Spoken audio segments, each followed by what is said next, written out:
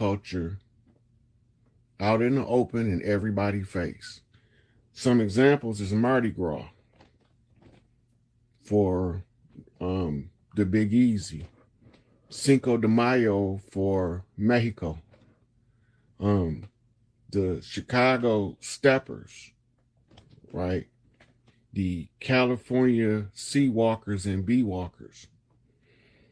All of these things is our culture that when you take it away from us, being who we are and being genuine to who we are, all of these artistic expressions come out in the mainstream society as a dance craze, Soldier Boy, Memphis on the map, right?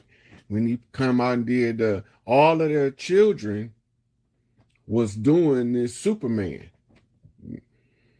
You know, some people think it was destructive to hip hop, but it was directly reflective of the culture because it spoke to the hearts of so many children that then it spilled over into the adults. So now you got full grown adults in nightclubs doing the fucking Superman like it's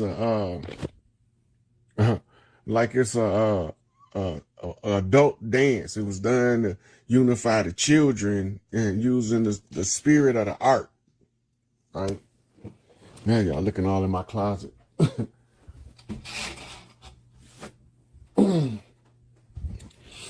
So we're gonna take our first caller, Maximo's Power Time.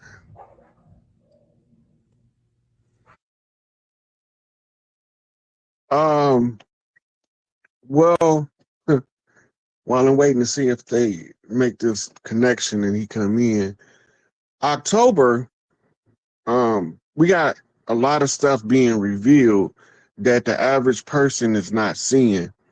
Like they had the Crystal City was spotted. They called it Project Bluebeam, but it wasn't. Nibiru is been over Michigan for a couple of nights, and they've been photographing the dust trail, the red iron oxide. And I just got a all passions knock on the sun, SUN, being symbolically on the cross in the imagery of the dust cloud forming what appears to be a cross going behind the sun. So that's a crucifixion of the sun, 3 days to a resurrection on a return. So all these is like spirit codes. We see them in the physical world. The average person, they don't mean nothing, right? So they never let him in. We'll try it again.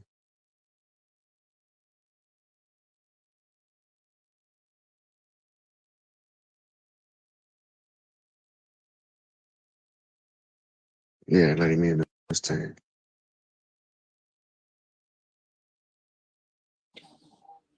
Peace, God. Yo, what's up, Peace Chief? What's up, man? What's going on with you? Yeah, shit, man. You know, I've been trying to get with you. You know, we got to unite the tribes.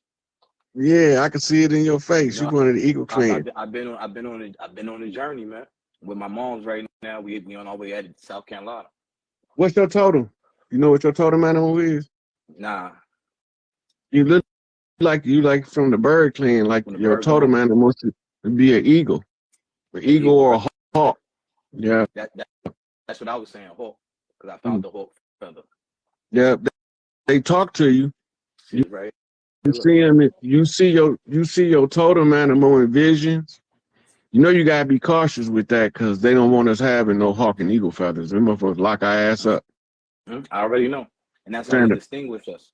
Yeah, when they see us practicing our culture, they institute laws to bar us from practicing that part of the culture, right?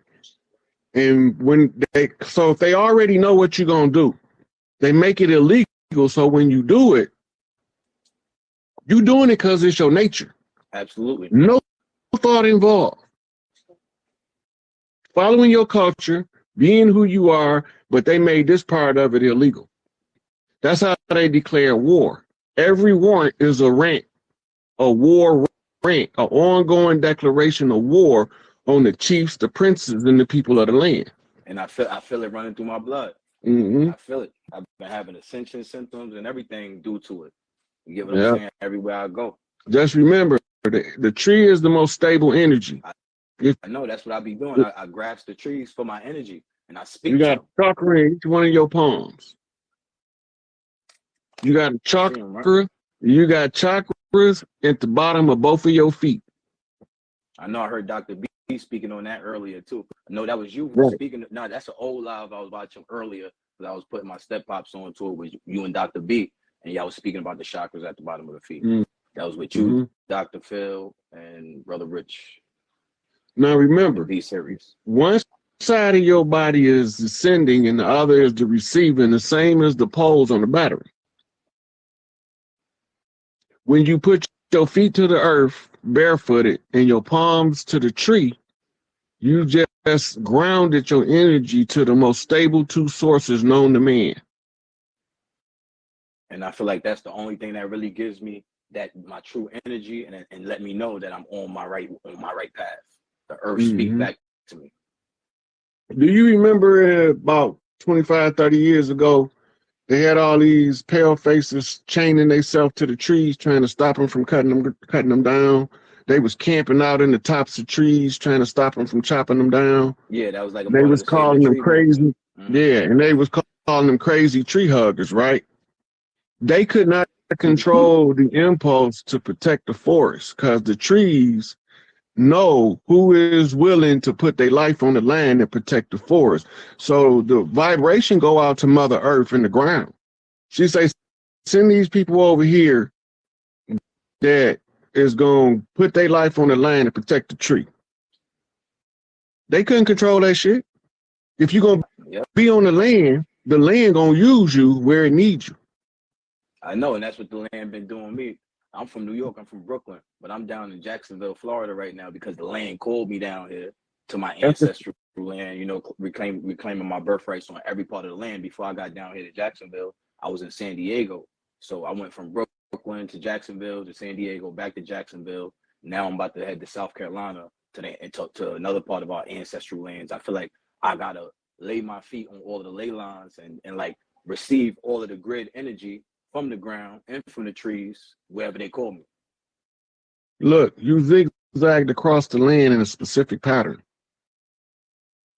It's your life down from New York, shot it all the way back across to San Diego, shot it back, went through everything. And mind you, I took it on a Greyhound, so I shot it back and then came back down. And then I just went back up to New York and then came right back down. Went back to the Bronx and came right back down. This is what the chief's supposed to do with that.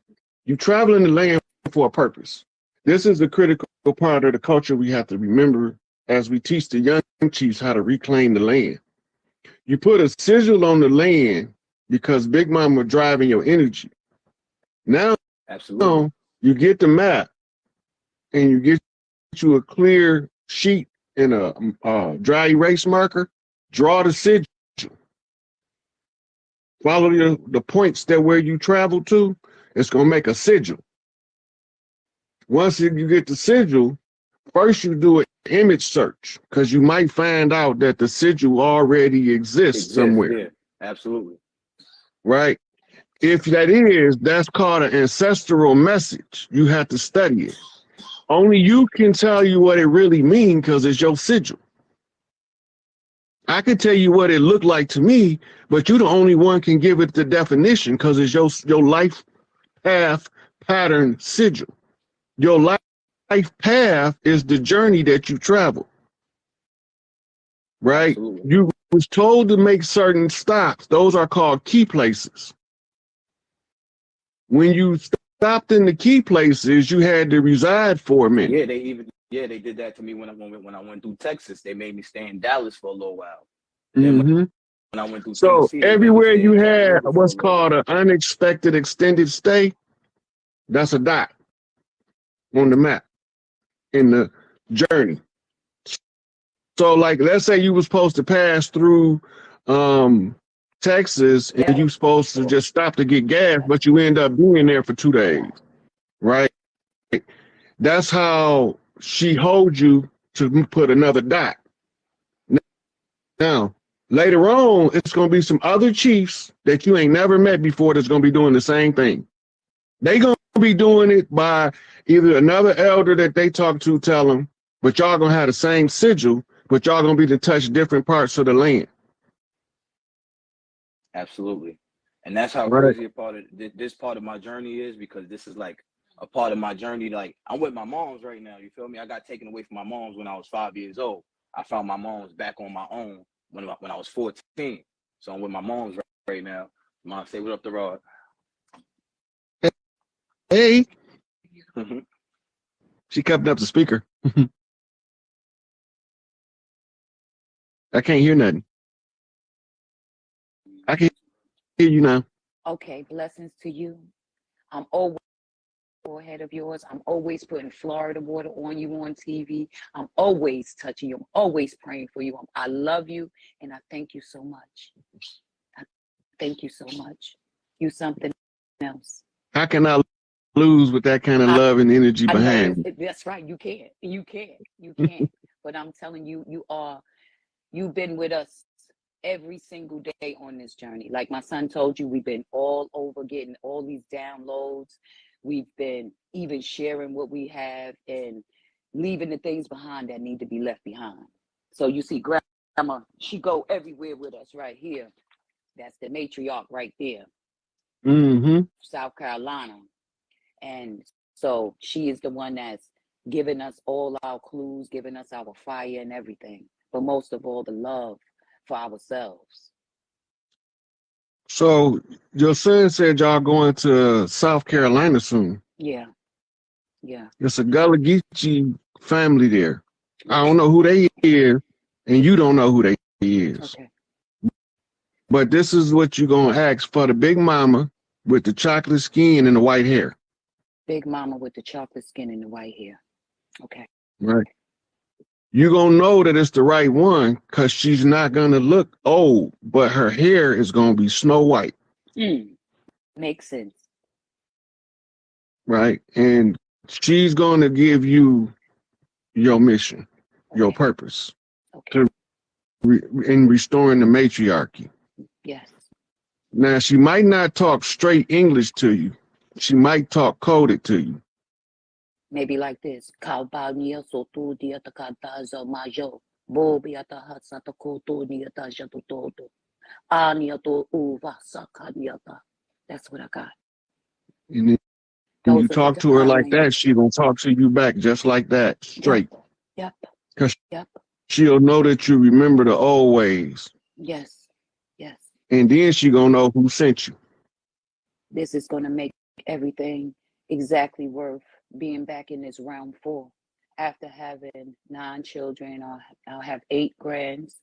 I'm 52 years old, born and raised in New York City, so you already know what I've been through. Okay, penitentiaries, drugs, anything you could think of. Okay, so I know that I'm useful for humanity and for the rest of my children all over the world.